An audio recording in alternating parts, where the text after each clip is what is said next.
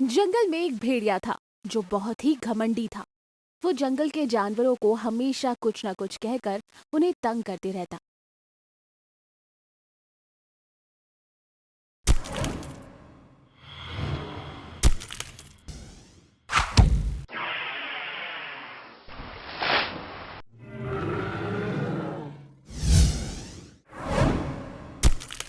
एक दिन भालू और हाथी जंगल में घूम रहे थे कि तभी भेड़िया उनके सामने आता है और कहता है, अरे ये क्या, दो पर्वत एक साथ कहाँ जा रहे हैं। ये बात सुनकर हाथी को बहुत गुस्सा आता है। अरे ओ भेड़िए, जुबान पर लगाम दे, समझा? क्या तू अपने आप को नहीं देखता? अरे इसमें समझने की क्या बात है, मैं इस जंगल का बहुत ही ताकतवर आदमी हूँ और फुर्तीला जानवर भी। देखो, अपनी ताकत का इतना भी घमंड ठीक नहीं है। ये कहकर भालू और हाथी वहां से चले जाते हैं। तब भेड़िया अपने मन में सोचता है, हाँ हाँ, ये दो पर्वत मुझे देखकर डर गए और चले गए। यूं वो सोच ही रहा था कि उसकी नजर एक हिरन पर पड़ती है। वो हिरन को देखकर कहता है, अरे वाह, हिरन, इसे खाकर तो बड़ा मजा आएगा। ये सोचकर भेड़िया हिरन का शिकार करने आगे बढ़ता है और हिरन वहां से भाग जाती है। भेड़िया भी उसका पीछा करता है। यूं भेड़िया भागते भागते एक गड्ढे में गिर जाता है। वो गड्ढा एक जादुई गड्ढा था। भेड़िया उस गड्ढे में गिरते ही एक विशाल खूनी भेड़िए में बदल जाता है और भेड़िया अपने रूप को देखकर खुश हो जाता है। अरे वाह, अब मुझे कोई नहीं रोक सकता। मैं इस जंगल का राजा हूँ और मैं जिसे चाहूँ उसका शिकार कर सकता हूँ। चाहे वो जंगल का शेर हो या खरगोश, अब सब मेरे गुलाम हैं।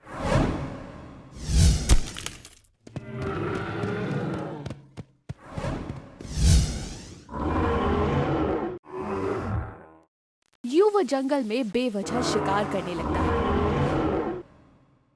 उसने बाघ और शेर का भी शिकार कर दिया। जंगल के सारे जानवर उस विशाल खूनी भेड़िए को देखकर डर गए थे।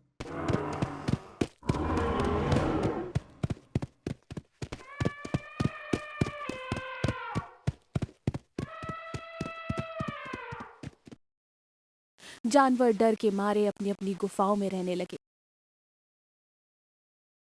उसने हाथी को भी घायल कर दिया था। ये देख भालू बोला, अरे इस खूनी दरिंदे ने मेरे दोस्त का क्या हाल कर दिया है, मैं इसे नहीं छोड़ूंगा। भालू की ये बात सुनकर एक दिन भालू वही और पेड़ हाथी पर बैठा जंगल में भालू का घूम रहे दोस्त थे उल्लू भालू से कि कहता तभी है, भेड़िया उनके अरे सामने दोस्त, आता है और कहता तुम है, कैसे उस खूनी अरे भेड़िए का ये सामना क्या, करोगे? दो पर्वत हाँ, एक साथ पर कहाँ जा हम रहे हैं। यूं हाथ पर ये हाथ बात धरे भी तो सुनकर नहीं हाथी बैठ को सकते। बहुत गुस्सा आता है। अगर हम ऐसे ही चुप अरे ओ रहते रहे भेड़िए, तो वो जुबान पर दिन दूर लगाम नहीं दे, जब जंगल के समझा? सारे क्या जानवर तू खत्म अपने हो आप को जाएंगे। नहीं देखता? यूं वो दोनों बात कर ही अरे रहे थे कि वहां इसमें पर कौवा आता है समझने की और क्या कहता है, बात है, मैं दोस्तों, इस जंगल का हमारे बहुत ही जंगल में ताकतवर आदमी हूँ दक्षिणी और दिशा में एक फुर्तीला जादुई जानवर पेड़ भी। है। तुम दोनों उस पेड़ देखो, से मदद अपनी मांग सकते ताकत हो। का वो इतना भी जरूर घमंड हमारी ठीक मदद नहीं करेगा। है। वो तीनों मिलकर जादुई पेड़ के पास जाते हैं। भालू सारी बात पेड़ को बताता है। तुम लोग परेशान मत हो, मैं तुम्हें कुछ जादुई शक्तियां देता हूँ जिससे तुम शक्तिशाली हो जाओगे। ये कहकर जादुई पेड़ भालू और उल्लू को मिला देता है। भालू और उल्लू एक विचित्र शक्तिशाली रूप धारण कर लेते हैं। जैसे ही तुम दोनों उस भेड़िए के सामने जाओगे, तुम दोनों एक हो जाओगे और तुम में ढेर सारी शक्तियां आ जाएंगी। भालू और उल्लू पेड़ का धन्यवाद करते हैं और वहां से चले जाते हैं। इधर खूनी भेड़िया जंगल में आतंक मचा रहा था। भालू भेड़िया से कहता है, अरे ओ भेड़िए, अपनी हरकतों से बाज आ जा, नहीं तो तेरी खैर नहीं। ओ भालू, लगता है तुझे तेरी मौत से डर नहीं है। मौत को करीब से देखकर तेरी मत मारी गई है, जो तू मुझसे जबान लड़ा रहा है। अरे किसकी मौत किसके सामने है, ये तो वक्त ही बताएगा। उल्लू और भालू की बात से भेड़िए को बहुत गुस्सा आता है और वो उन पर हमला कर देता है। जैसे ही वो हमला करता है, उल्लू और भालू दोनों एक हो जाते हैं और अपनी शक्तियों से भेड़िए पर हमला करते हैं। भेड़िया उन दोनों के रूप को देखकर डर जाता है। उल्लू और भालू मिलकर खूनी भेड़िए से लड़ने लगते हैं। दोनों मिलकर भेड़िए को मार देते हैं। जंगल के सारे जानवर उल्लू और भेड़िए का शुक्रिया अदा करते हैं। इस तरह से फिर से उस जंगल में खुशियाँ और शांति लौट आती है और अपने अपने रूप में आ जाते हैं।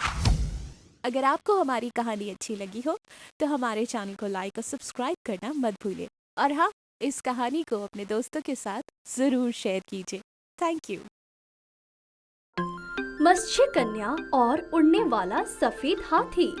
एक जंगल में हाथी, हिरन, खरगोश अच्छे दोस्त थे। वे हमेशा एक दूसरे की बात मानते थे और हमेशा एक साथ ही रहते थे, मिलजुल कर ही जाते थे।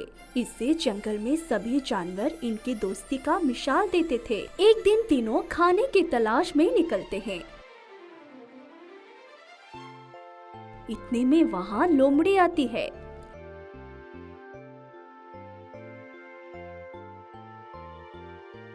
वाओ, दोस्ती का असली मिसाल हो। आज खरगोश बहुत खूबसूरत दिख रही है और हिरन भी बहुत खूबसूरत है। इस तरह तीनों में कलेश डालकर वहाँ से चली जाती है। हिरन और खरगोश लोमड़ी की तारीफें सुनकर बहुत खुश हो जाते हैं और हाथी की ओर ध्यान नहीं देते हैं। हाथी लोमड़ी की बातों से बहुत उदास हो जाता है। सच में मैं बहुत खूबसूरत हूँ, है ना? हाँ हाँ, जैसे लोमड़ी ने कहा ना। तुम भी तो बहुत खूबसूरत हो। आप लोग आपस में ही प्रशंसा कर रहे हो। लोमड़ी ने मेरी कितनी बेइज्जती की, क्या आप लोगों ने ध्यान नहीं दिया? लोमड़ी ने क्या गलत कहा? उसने हमारी प्रशंसा की, इसीलिए तुम ईर्ष्या हो रही है ना?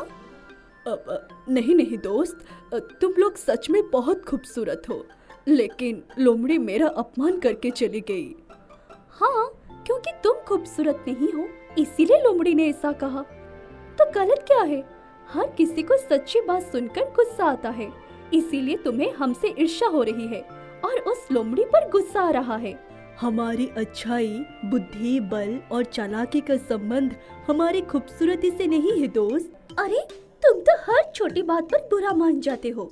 तुम ऐसे ही उदास बैठे रहो, हम थोड़ा घूम कर आते हैं। हाथी को छोड़कर हिरन और खरगोश वहाँ से चले जाते हैं।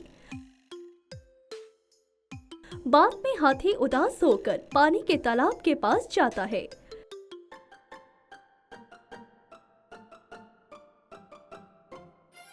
तालाब के किनारे जाल में फंसी हुई एक जल कन्या हाथी को देखकर कहता है, बचाओ, मुझे बचाओ, बचाओ।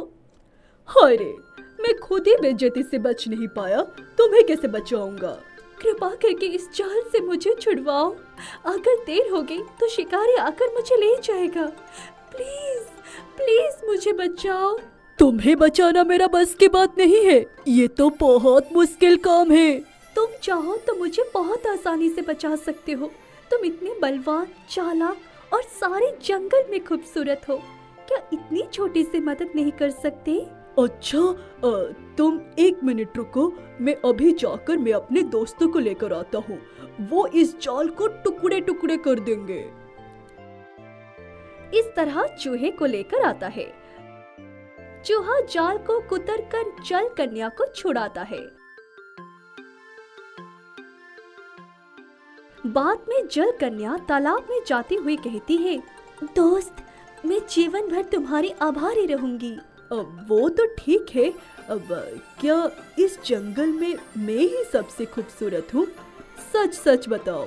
हाँ, इसमें कोई शक नहीं कि अच्छाई से बढ़कर कोई खूबसूरती और आभूषण नहीं है। तुम्हारी बातों से बहुत खुशी हो रही है। तुमने मुझे बचाया, मांगो, तुम्हें क्या वर चाहिए?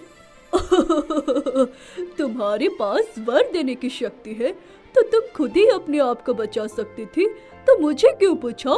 जब मैं पानी में होती हूँ तभी मेरी शक्तियाँ काम करती है, धरती पर काम नहीं करती। मुझे तुम्हारी बातों पर कोई भरोसा नहीं है। अभी तुम्हें मेरी शक्तियाँ दिखाती हूँ। तुम्हें ये पंख दे रही हूँ जिसे तुम आकाश में उड़ सकते हो। इस तरह हाथी के पंख लगते हैं, जिन्हें देखकर हाथी हैरान हो जाता है। फिर हाथी जल कन्या से दूसरा वर मांगता है। मेरे बगैर पूछे ही तुमने मेरे पंख दिए, अब मेरी इच्छा के अनुसार काले रंग से मुझे सफेद रंग में बदल दो। अच्छा ठीक है। इस तरह जलकन्या हाथी को उड़ने वाला सफेद हाथी में बदल देती है। हाथी बहुत खुश हो जाता है। अब तुम आराम से आकाश में उड़ सकते हो। वाह, मैं तो बहुत खुश हूँ। फिर हाथी हवा में उड़ता है। अभी मैं मेरे दोस्तों के पास जाता हूँ, वो मुझे देखकर हैरान हो जाएंगे। इस तरह हिरण और खरगोश को ढूंढते रहता है।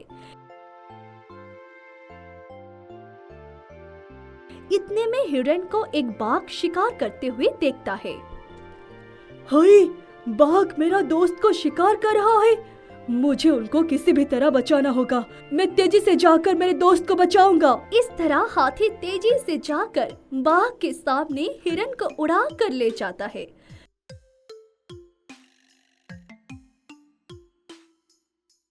फिर कहीं दूर जाकर नीचे धरती पर उतरता है। कौन हो तुम? मुझे क्यों बचाया तुमने? अरे मैं तुम्हारा दोस्त हूँ। मैं अब एक उड़ने वाला सफेद हाथी हूँ, इसीलिए तुमने मुझे पहचाना नहीं। हाँ, तुम कैसे बदल गए हो दोस्त? ये एक लंबी कहानी है। मुझे माफ कर दो दोस्त।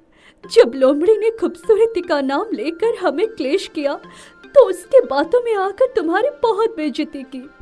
वो सब तो ठीक है, पर हमारा दोस्त खरगोश कहाँ है?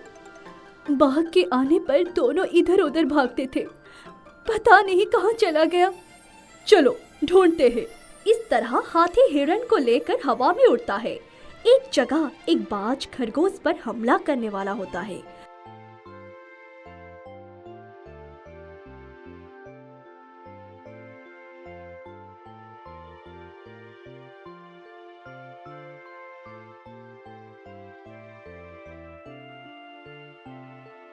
हाथी देखकर इस बाज को भगा देता है।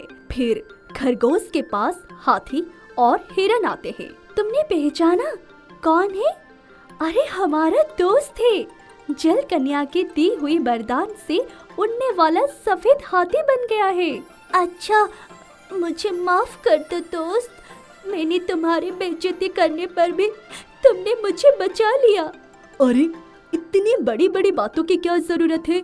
अरे हम दोस्त थे, एक दूसरे के कष्ट और दुख में साथ देना चाहिए। अरे कितना भी बड़ा कष्ट क्यों ना आए, हमेशा मिलजुल कर रहना चाहिए। मैं समझ गया दोस्त, मुसीबत के समय खूबसूरती काम नहीं आएगी।